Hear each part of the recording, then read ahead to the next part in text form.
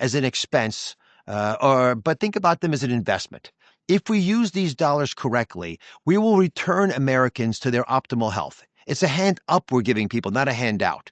If they're healthy, they'll work better, longer, and all that translates to remarkable growth of our economy. I'll give you a number.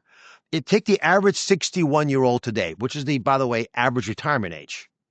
So the average person born in 1964 is retiring this year. Remember, Medicare doesn't start till 65. So they're retiring early. If you get that age group, just that 1 year, to work 3 more years to age 64, just that one age, everyone is 64, born in 64 is going to work another 3 years. That's worth $1 trillion to the U.S. economy. Think about that. Basically, we can close our debt by just getting people to work a little longer. And if they're healthy, they might want to do that. That's the opportunity that health care offers us.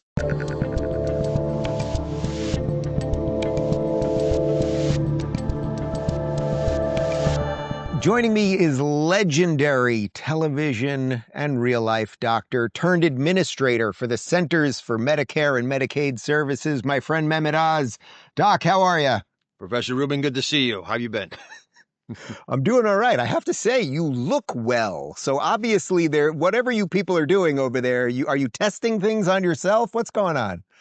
Well, I have to say it's because I have just started the best job of my life, and I've had some pretty good jobs. I love heart surgery. It's very fulfilling. Hosting the show was a blast, as you know, because you're hosting one. But the beautiful thing about CMS is CMS stands for Centers for Medicare and Medicaid Services. So basically, we pay the bills for the social safety net around healthcare issues. And when you're doing that, you're working with really smart people, mission aligned. Everyone wants to be in this space, whether they forget it, sometimes they do or not. They came into this field because they think they can make healthcare better for America, and they realize the scale of the challenge. And so when you get up in the morning, you work your tail off with people that really care deeply about these issues. I get to learn a lot about why the system is not functioning better, and most importantly, I get to fix the biggest problems. So I want to get into some of the problems and some of the solutions, but in some sense, relative to what you just said there, do you feel like this was the obvious next step in your career, that eventually if the government would have gotten something a little bit right to say, get Donald Trump to be president, and then bring in a guy like Bobby Kennedy to start focusing on health, that you would have ended up exactly where you are right now? Well, let me quote my campaign manager and when I called him to tell him that we had obviously talked a lot about this possibility in the past, and I said, "Listen, Secretary Kennedy just offered me to run CMS." He said, "It's just like we drew it up."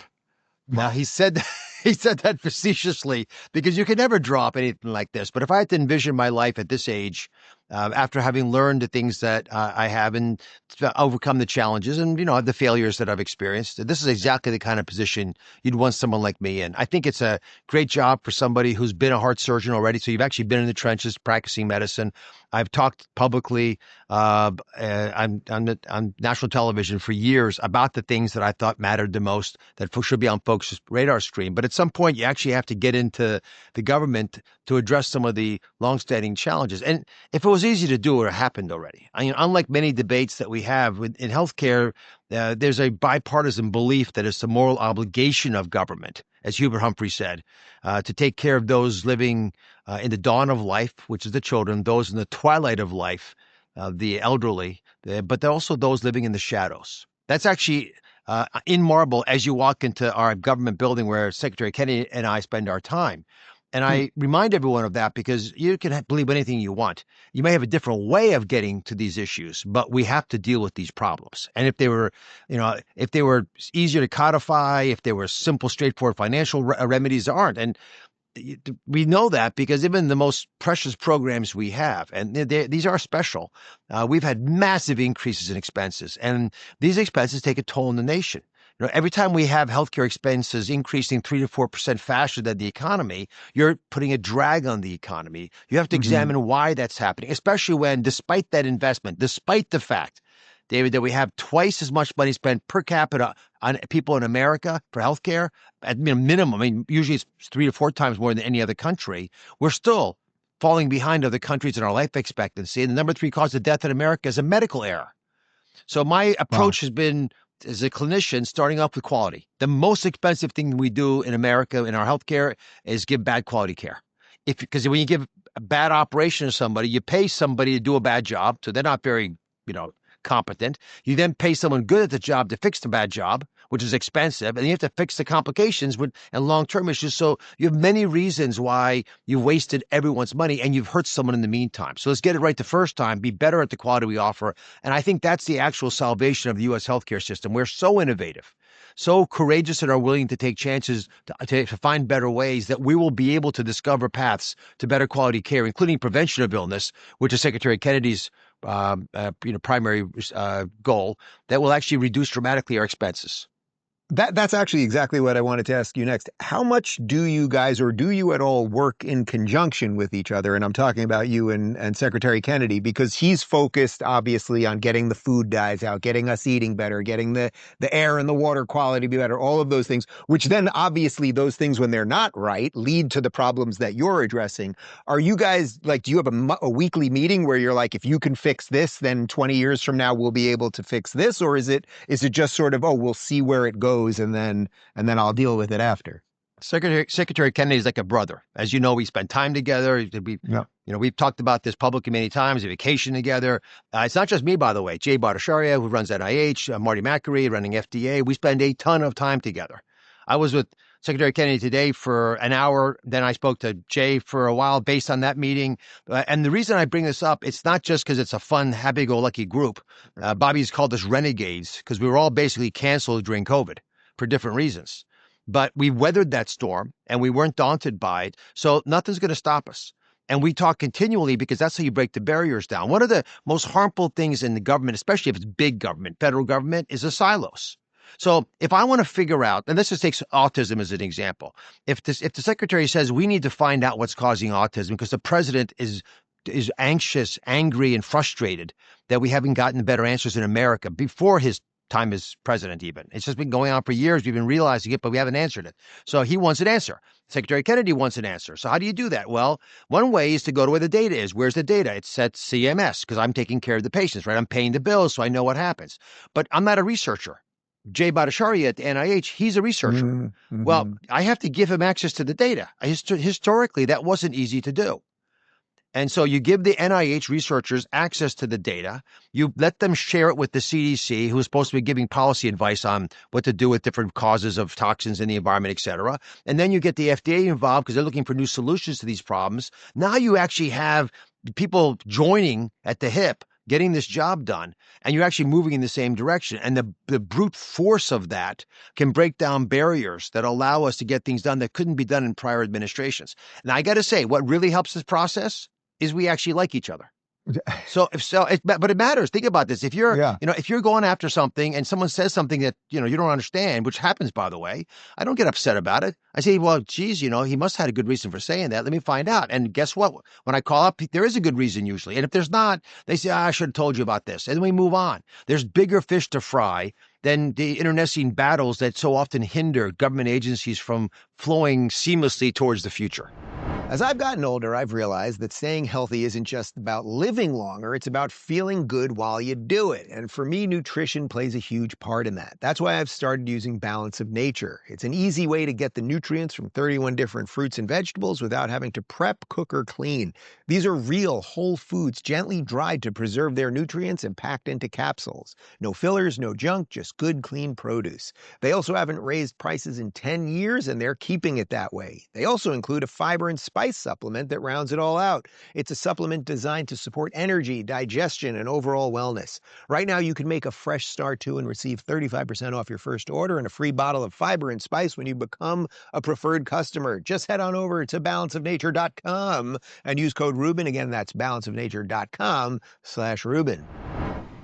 So to that point, how much of what you're doing is kind of clearing out the brush of the broken system before you and the people that came in before you? I hope you don't mind, a few months before after Trump had been elected, but before he was sworn in. You hosted a small event at your house with Bobby Kennedy and Jordan Peterson and a few other people, and I was lucky enough to be there. And one of the things that Bobby said was that he had never been around so many people, had his phone ringing so much from literal millionaires, billionaires, tech innovators, medical specialists saying, hey, I just want to work for the government for free. I just want to do what I can to help, which you're sort of alluding to here. But how much of what you do is that you've still got to just break through the broken system that exists in the first place?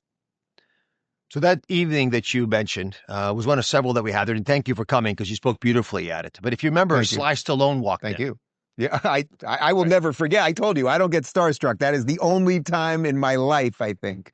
So Yeah. Sly walks in because he cares about America. And, as he will often say about himself, his talent is in acting and screenwriting and telling stories. He doesn't like the story we're telling ourselves. And the issues we've had in the past is that we have not overcome our biggest obstacle, which is nihilism. And it's not so much the brush and the failures and the obstacles of past administrations, is that we many times don't believe we can get it done. And what you realize when you come into government is you actually have remarkable resources to get things done. You've got to be persistent. You got to fight every single day, which is why I caution everybody in the Maha movement, don't think we're going to fix this overnight. But in fairness, this battle will be waged for the rest of our lives. And we're going to have to fight every single day in and outside of government to get it done. I say this because I want people to have reasonable expectations, but we will prevail. This administration is already dramatically shifting the way things are done to make it easier for the right things to happen. But we have to fight for the right things every single day. And I am confident that, you've got a lot of people who have been waiting for this moment inside of government and outside. Let me say that very clearly, because a lot of people, I think, federal workers, they're not just, they're just paying, the bills, they're collecting their hourly wage and moving on. It's not true. These folks they feel for the first time unbridled. They wanted to do these things. They came to government to make the changes we're talking about in this administration. President Trump, with his flurry of executive orders and very clear, powerful personality on these topics, says, go out and fight the battle. You got air cover, go make a difference. Now, folks on the outside historically sat around and thought, geez, government's not doing their job. I have all the answers. But, if you're not in the game, don't complain about it from the outside. This government says you have a generational opportunity to come help. And there are people that Secretary Kennedy's mentioned that both of us have witnessed. I mean, people who made tens, hundreds of millions of dollars on healthcare programs who gave it all up to come into government. And my argument is if you made $100 million off of Medicare, you could save the American taxpayer billions of dollars because you know where the game is played, you know where the bodies are buried. And we've got wonderful people who did just that. And that actually gives us confidence because now you can have the smartest people in the private sector working with folks who understand how government functions. And together you come up with some very innovative ideas and stuff gets done. Just follow the flurry of releases of information from government and the media attention. These are not small time items, like seismic shifts in the way that we want to pay doctors and hospital systems and the way we want to work with insurance companies who volunteered with a little bit of urging from us, volunteered to deal with prior authorization, which is the single most detested part of the process of getting healthcare these days. And you've got the average doctor spending 12 hours a week trying to answer questions for insurance companies, none of which, by the way, seems to benefit the patient. They came together on their own because they saw us coming down the pike, and they said, oh, hold on, Tiger. Before you start taking draconian actions against us, let us fix our own shop. We know we shouldn't do this. We don't like the way it's working. And guess what? God bless these guys. We'll see if they follow through on it. But they've given us the deadline at the end of this year to deal with a problem that was going to take years for us to address. Those are the kinds of changes at the pace we want that we're used to seeing in the private sector. Now let's apply it to the public sector. What was their argument originally for having to go to your primary care physician if you had a specialist problem, so you had a growth on your arm? What was the original argument? Or was it just, this is what the insurance companies want us to do, and clearly that's part of the game and that's what we're going to do? What was the doctor's argument? I mean, was there an argument?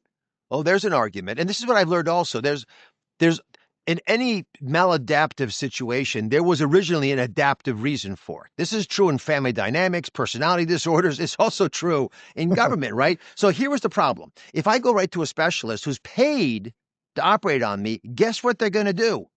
And they would operate massively more than they needed to, 20% more oftentimes than was required. They prescribed medications because they were the ones that were being advertised on television, not because they were the best ones for you. They put on skin grafts, for example, skin substitutes for ulcers that maybe didn't need it, or they use a lot more than they needed, or they use the most expensive brand because they get paid 6% of the cost of the product. So all of a sudden, you see businesses that used to be doing hundreds of millions of dollars do tens of billions of dollars.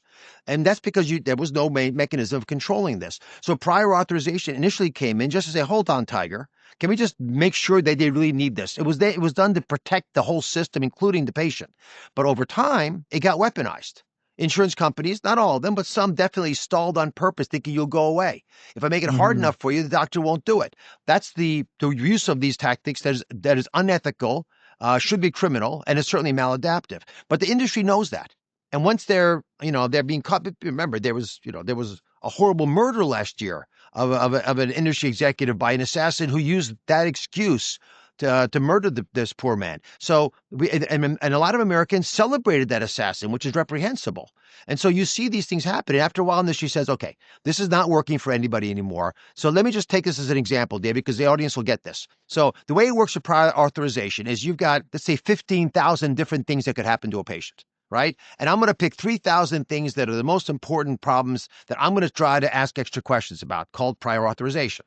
Well, insurance company next to me, my neighbor insurance company, they have the same belief, but they don't ask the same 3,000 procedures. They ask a different 3,000 procedures, and so on and so forth. So the poor doctor is sitting there thinking every patient I see has a different reason why an insurance company blocks it, even though they're different insurance companies with different rules. Our argument is it ought to be like a credit card. When I put my credit card in to get money, I don't have to wait 2 weeks to find out if the bank has money. Tell me immediately. Now, how did that happen? All the banks got together behind the scenes and they agreed they have to have a rules engine, a system to decide whether Dr. Oz has money in the bank or not.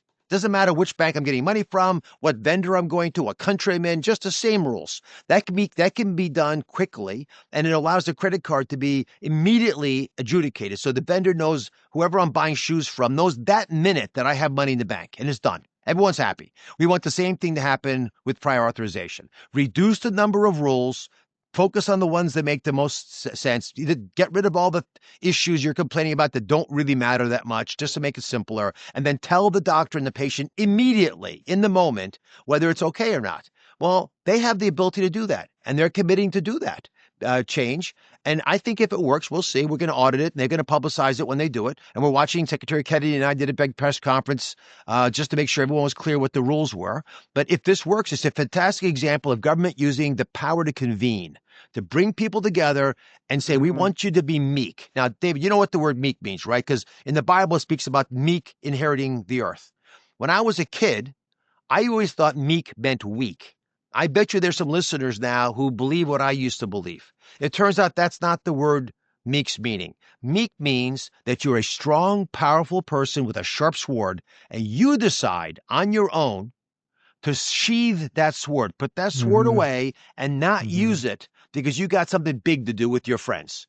And so all of the other competitors and people would normally slice your head off, put their swords away. You sit in the room and you figure out the answer. That's what the insurance industry has done. We have similar discussions now with many other sectors of the U.S. health economy. All of them know we got a broken system, and we've told the same thing to all of them, which is you have a nimble way of doing this because you know your business. Figure it out. Because if you don't, we're coming in there with a sledgehammer and acting on behalf of the president and Secretary Kennedy. We're going to make change happen. But wouldn't you want to do it on your own? Right. I love the element of this that in some sense, a lot of them did want to do the right thing or did want to do it in a better way, but the conditions weren't there to do that. And it seems like you guys are just setting a better set of rules and not lopping their head off with the sword, but saying, hey, come to the table. Rent is way up and it feels like everything costs more these days. When money's tight and options are limited, Kickoff gives you a simple, affordable way to build real credit without getting buried in high interest credit card debt. No credit check, no interest, just $5 a month. And yes, it works. Building credit used to feel overwhelming, guys. Between confusing terms, unpredictable interest, and fear of doing it wrong, I avoided it. But I found Kickoff and it changed everything. Sign up took just minutes on my phone. It was clean, easy to understand, and best of all, there was no hit on my credit for joining. One feature I love, rent reporting. You're already paying rent, so why not have it count towards your credit history? Kickoff makes sure those payments work for you, not just your landlord. In fact, users with credit scores under 600 saw their scores jump by an average of 84 points in the first year just by making on-time payments. Plans start at just $5 a month with no hidden fees, zero interest, and no credit check to get started. Just head to getkickoff.com/Rubin. That's KIKOFF.com/Rubin. It's simple, it's affordable, and it works.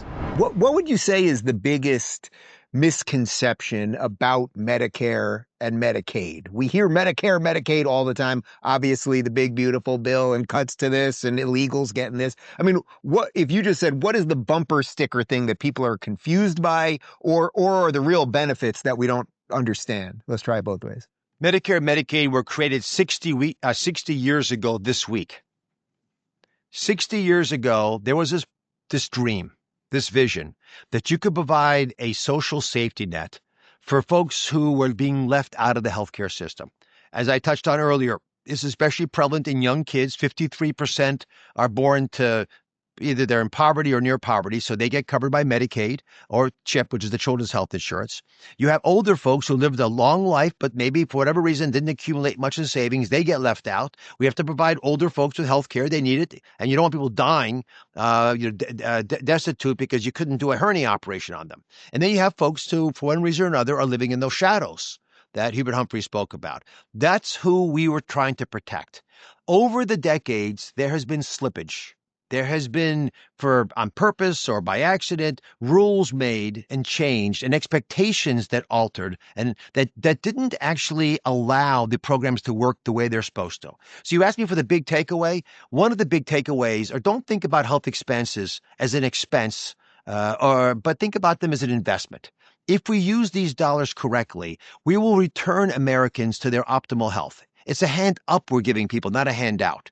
If they're healthy, they'll work better, longer, and all that translates to remarkable growth of our economy. I'll give you a number.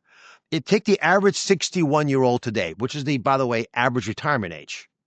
So the average person born in 1964 is retiring this year. Remember, Medicare doesn't start till 65.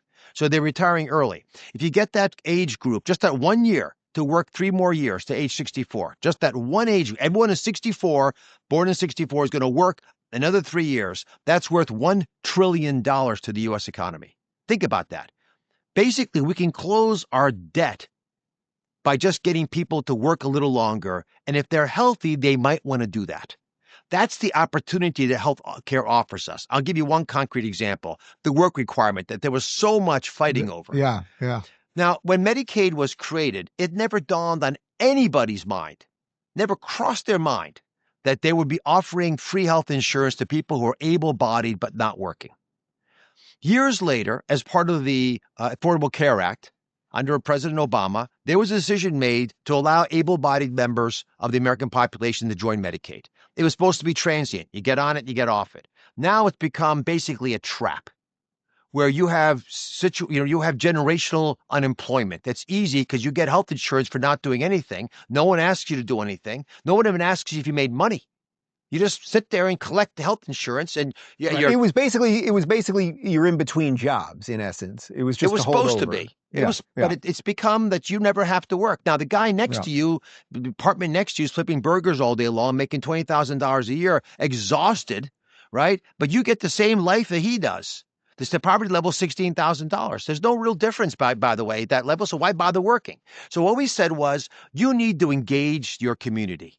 You have agency over your future. You may not know that, but that's your God-given power, is to make a difference in the world. You were not put on the planet to watch 6.1 hours of television or leisure time, which is the data, by the way, for able-bodied people on Medicaid who aren't working. So what we said was, and this shouldn't be controversial, is we want you to go get an education, go volunteer somewhere, go get a job, or at least help take care of kids. I mean, do something. And guess what? Most Americans, when given that option, will take the deal. They'll go out and try to change the world. That's why I believe that the benefit of a work requirement will get more people into the workforce and get people to start to change their life for the better. When President Clinton had welfare reform, the last major effort of this nature was in the late 90s in his administration. It worked. People actually started getting more jobs. And so we want to do the same kind of adjustment, take out the fraud, waste, and abuse, and get people back in the job place, because we have twice as many jobs as Americans willing to do them right now. So this, to me, is an example of a strong-willed president taking on a massive challenge, doing the right thing for the American people. Bobby Kennedy was 100% supportive. We fought night and day through Congress, and I got to applaud the Republican congressmen and senators. They made brave moves, knowing there are going to be people taking cheap shots at them, but knowing also that they were put in Washington to make those brave choices. Did you hear any sane counter arguments to that? The same counter argument offered by some is you can't pull it off. You're not going to be able to tell if someone is actually trying to get a job or not. And in response, I'll say this is more about whether you believe America can be competent again. And we have already doing 2 pilots. 91% of patients on Medicaid have smartphones. These 2 pilots use smartphones. All you do is tell us where you work. That's it. Underneath that, it tells you what kind of payroll provider you have. You allow us to ask, and within 5 to 7 minutes, we have every bit of information that you might think of about how much money you earned last year. And here's the better part. If we build it right, maybe we can also point you at new job opportunities based on your skill set. So we can actually be supporting employment agencies within states. This is a kind of bold measure that instead of sitting around whining about how the system's going bankrupt. Remember, we spent 50% more on Medicaid in the last 5 years, 50% more. We were sinking the system. You get people who are able-bodied off their couches, off the video games, into the workforce. You're helping everybody. And now the system can actually stretch enough to take care of the people for whom Medicaid was originally designed, the young, the old, and the infirmed. What do you think is the biggest change you want to see in Americans' health? And that's a little more of Bobby's department, but obviously you're dealing with the repercussions of that. But as a doctor, I mean, what's the thing that you want to see us do writ large that would actually change our longevity and our ability to be walking when we're 87 instead of in a wheelchair and all that? David, you always ask the important question. So let me give you 2 answers, if it's okay, because your answer. The question I get one per interview. I get exactly. one right per interview. Get it out of the way. Well, as you probably know, having hosted shows for many years, I was always told, and I think it's good advice, that every interview is about one question, one fundamental question. Everything else basically leads up to it. I think this is a fundamental question in this interview, because ultimately, to make healthcare affordable for the American people have to be healthier. It's a partnership. It's a shared responsibility. So the predictable answer is lose weight, because obesity, and remember, we're twice as heavy as Europe, 10 times heavier than Japan. And so a lot of our healthcare expenses, the diabetes, hypertension, the heart disease, the brain disease, the kidney failure, it's driven, the impotence for the Viagra lovers out there, much of it's driven by obesity.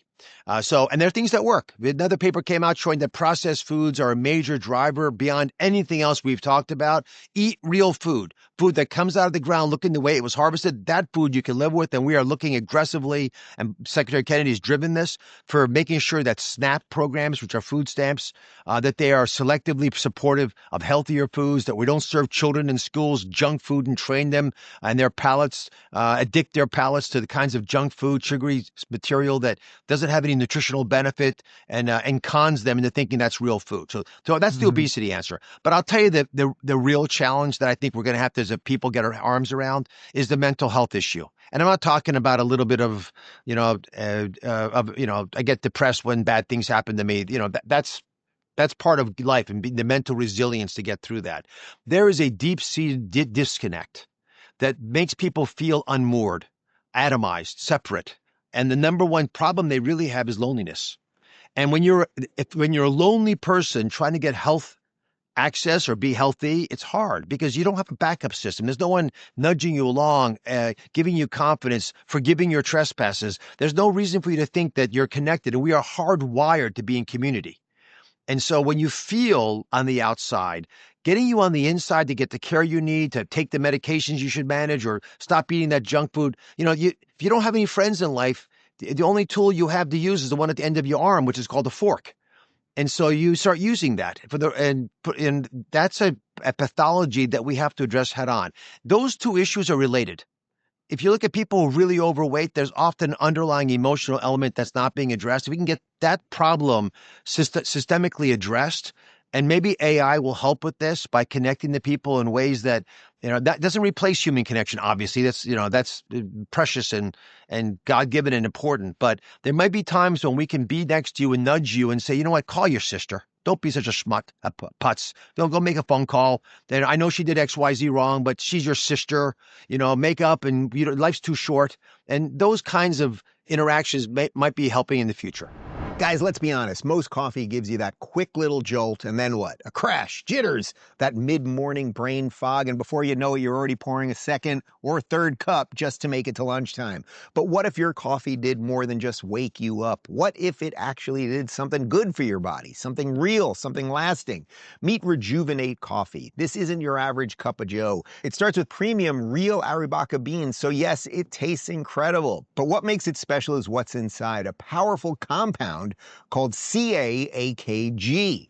Now, I know that sounds technical, but stick with me. CAAKG is backed by real science. It's been shown to support cellular energy, a healthy metabolism, and even healthy aging. Yeah, you heard that right. Your coffee could actually help you feel better, not just today, but 10 years from now. This isn't a gimmick. It's not a trend. It's a smart decision for people who take their health seriously and who want to feel focused, strong, and dialed in every single day. So if you care about how you feel, not just this morning, but long term, Rejuvenate Coffee is for you. Head on over to 1775coffee.com/Rubin and order a bag of Rejuvenate Coffee today. Fuel your body, protect your future. Rejuvenate. Is that the tricky part for you, that on the food side, it's kind of direct what the answer is? As you said, eat foods and fruits and vegetables that come from the earth. It's pretty clear. On the psychological side or depression side, the government coming in and saying, call your sister, feels like a whole other thing. And you're right, AI will probably play some element, but there's just a strange role of government issue there that feels different than, okay, we'll create the conditions so the potatoes are actually potatoes. Yeah. Well, this is one of the realities of helping administer a program like CMS. A very expensive part of care is people who are having trouble getting out of their own way. Life's difficult as it is. They don't have transportation. They don't have the finances. They can't take time off from work. They're barely holding on to a job. And we're telling them, prioritize your health. And they are prioritizing their kids' health. And that's why we have a role to play here. I'll just crutch on my medical background. I would never operate on a patient who came to the office without a loved one, unless I got to speak to the person that I argued would be there for them after the surgery. I'd say it, by the way, in many different ways, but ultimately I'd say, listen, when you get through this heart operation, which is a life and death operation, I need to celebrate with somebody. It's like, who am I going to call and high five with to make sure that everyone knows you survived? And if they say, I don't have anybody in the world, no one cares about me, well, that's a problem, because someone does care about you and that you do matter. And if you don't believe that's the case, then I'm not going to take you to the operating room, because we're going to do this together.